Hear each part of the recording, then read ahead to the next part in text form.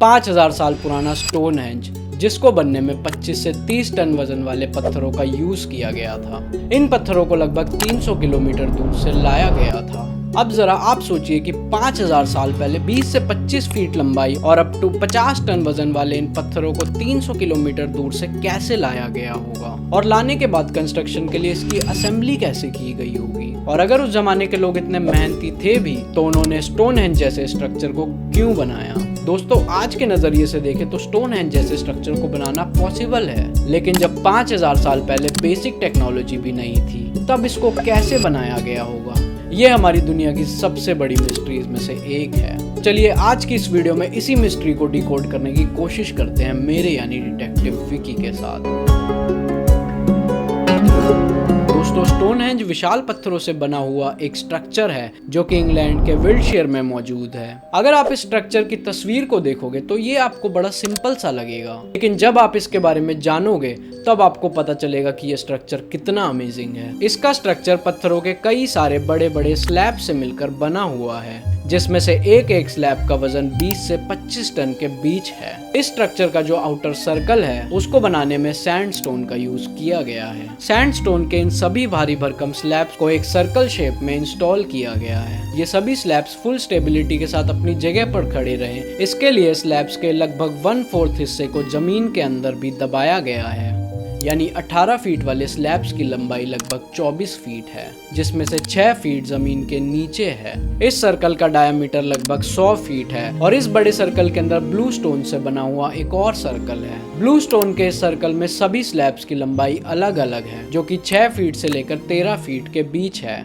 इस सर्कल के अंदर पत्थरों के और भी बहुत सारे छोटे छोटे स्लैब्स रखे गए हैं। इन्हें घोड़े के नाल की शेप में रखा गया है। इन सबके बीच में फ्री स्टैंडिंग ट्राइलिथॉन भी है। जब दो बड़े वर्टिकल स्टैंडिंग स्लैब्स के ऊपर एक स्लैब रखा जाता है तो उसे ट्राइलिथॉन कहते हैं। ओवरऑल सारे सर्कल एंड ट्राइलिथॉन को मिलाकर स्टोनहेंज कुछ ऐसा दिखता है। हालांकि आज ये स्ट्रक्चर उस शेप में नहीं है जैसा इसे बनाया गया था। एक्सपर्ट्स की माने तो समय के साथ इसके कई सारे स्लैब्स गिरकर टूट गए। इस वजह से आज ये स्ट्रक्चर आधा अधूरा दिखता है। इसके बावजूद आज भी ये स्ट्रक्चर लोगों को हैरान करने से नहीं चूकता। पर सवाल यह है कि स्टोनहेंज आखिर कितना पुराना है। वेल, आर्कियोलॉजिस्ट के अनुसार इस जाइंट मॉन्यूमेंट का फॉर्मेशन एक साथ नहीं हुआ था, बल्कि इसे फाइनल शेप देने में सेंचुरीज लग गई थी। स्टोनहेंज का कंस्ट्रक्शन सबसे पहले 3100 BC के अराउंड स्टार्ट हुआ था। इनिशियली इसके surrounding circular earth bank and ditch को बनाया गया था। इसके बाद साल 2600 से 2400 BC के बीच लार्ज सैंडस्टोन स्लैब्स की मदद से आउटर सर्कल को बनाया गया।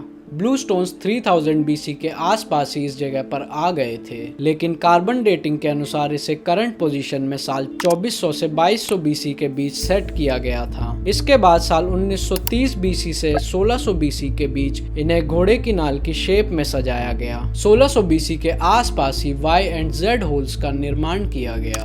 Y and Z holes sandstone circle के बाहर बनाए गए 29 नियर आइडेंटिकल घोड़ों को कहते हैं, और यही Y and Z hole Stonehenge में किया गया लास्ट कंस्ट्रक्शन वर्क था। स्टोनहेंज कंस्ट्रक्शन वर्क कई अलग अलग फेजेस में साल 3100 BC से 1600 BC के बीच किया गया।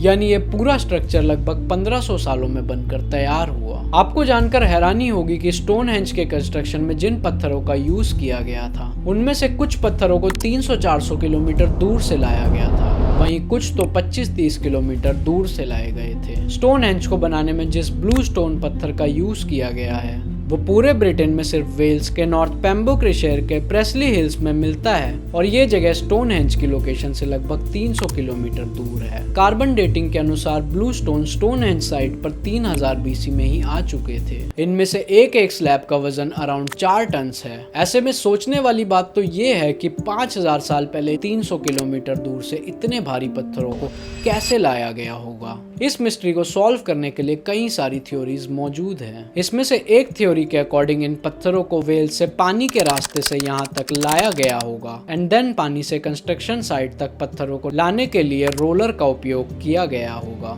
हालांकि इस थ्योरी में भी कई लूप होल्स हैं, जैसे इन पत्थरों को काटने के लिए कौन सी टेक्नोलॉजी का यूज किया गया होगा, और क्या ये लोग इतनी बड़ी बोट को बनाने के कैपेबल थे जो इन पत्थरों को लोड कर सके। इसके अलावा और भी कई सारे सवाल हैं और इनमें से एक भी सवाल का जवाब नहीं मिल सका है।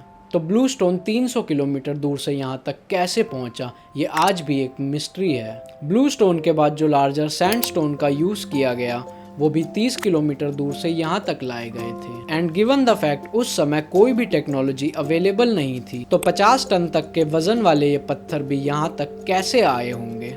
इस पर भी वही थ्योरी दी जाती है कि इन्हें भी लॉग रोलर की मदद से कंस्ट्रक्शन साइट पर लाया गया होगा। एक्सपर्ट्स के अनुसार ऐसे एक स्लैब को काट कर तैयार करने में 1000 लोगों की जरूरत पड़ी होगी और उन्हें सिर्फ एक स्लैब तैयार करने में लगभग 10 साल लगे होंगे। ये पत्थर यहाँ तक कैसे आया, ये तो एक मिस्ट्री है ही। साइट पर लाने के बाद इस जाइंट मॉन्यूमेंट को बनाया कैसे होगा, इस मिस्ट्री को भी अभी तक सॉल्व नहीं किया जा सका है। इतने भारी पत्थर जिन्हें उठाने के लिए भारी भरकम क्रेन्स की जरूरत पड़ेगी। 5000 साल पहले के लोगों ने इसे कैसे उठाया होगा। And the most challenging task, लगभग 18 फीट हाइट वाले 2 वर्टिकल स्टैंडिंग स्लैब्स के ऊपर एक और स्लैब को कैसे सेट किया गया होगा। टेक्नोलॉजी की हेल्प के बिना इसे खड़ा कर पाना इतना इम्पॉसिबल लगता है कि इसे एक्सप्लेन करने के लिए अब तक कोई कन्विंसिंग थ्योरी अवेलेबल नहीं है। एक लूज कॉन्सेप्ट के अकॉर्डिंग सबसे पहले जमीन में इतनी गहराई तक खुदाई की गई होगी कि दोनों वर्टिकल स्टैंडिंग स्लैब्स का टॉप ग्राउंड लेवल पर हो, फिर उन दोनों के ऊपर एक स्लैब को सेट किया गया होगा एंड देन किसी तरीके से स्लोली दोनों ग्राउंडेड स्लैब्स को ऊपर खींचा गया होगा। अगर उन लोगों ने इस तरीके से भी इसको बनाया होगा तब भी ये बिल्कुल भी आसान नहीं रहा होगा। वैसे आपको बता दें कि स्टोनहेंज का फॉर्मेशन जिन लोगों ने किया उनका कोई भी एविडेंस इस दुनिया में मौजूद नहीं है, क्योंकि इसका फॉर्मेशन लगभग 1500 सालों में किया गया था। इसलिए कई सारे एक्सपर्ट्स का मानना है कि स्टोनहेंज का निर्माण किसी एक सिविलाइजेशन ने नहीं किया है।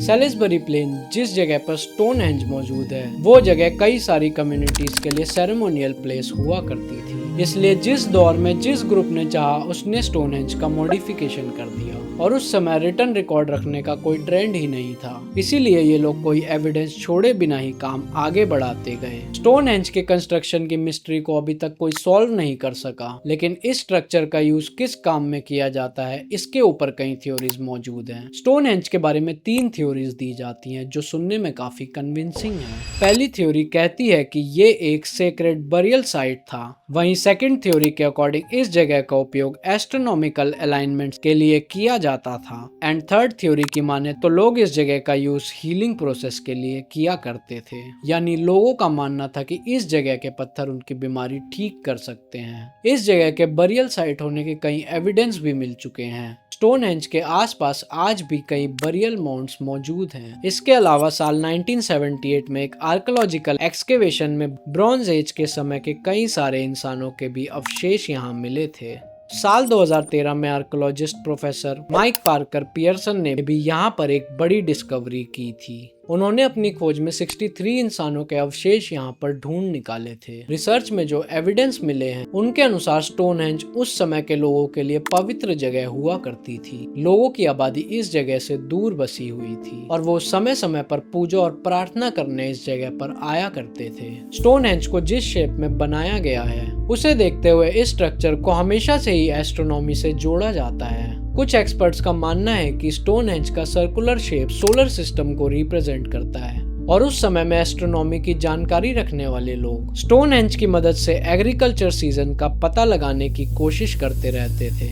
यहाँ पर जो सेरेमनी ऑर्गेनाइज की जाती थी वो भी एस्ट्रोनॉमिकल अलाइनमेंट्स को देखते हुए ही की जाती थी। कुछ ओवर एक्साइटेड लोगों का तो ये भी मानना है कि स्टोनहेंज को एलियंस ने बनाया है और ये एलियंस की लैंडिंग साइट हुआ करती थी। स्टोनहेंज में एक ऐसे इंसान का अवशेष मिला था जिसका ओरिजिन स्विट्जरलैंड से था। इसे देखते हुए एक्सपर्ट्स का मानना है कि स्टोनहेंज न सिर्फ लोकल लोगों के लिए बल्कि दूर रहने वाले लोगों के लिए भी पिलग्रिमेज प्लेस हुआ करती थी। इसके अलावा एक थ्योरी के मुताबिक स्टोनहेंज के ब्लू स्टोन्स में हीलिंग पावर हुआ करती थी।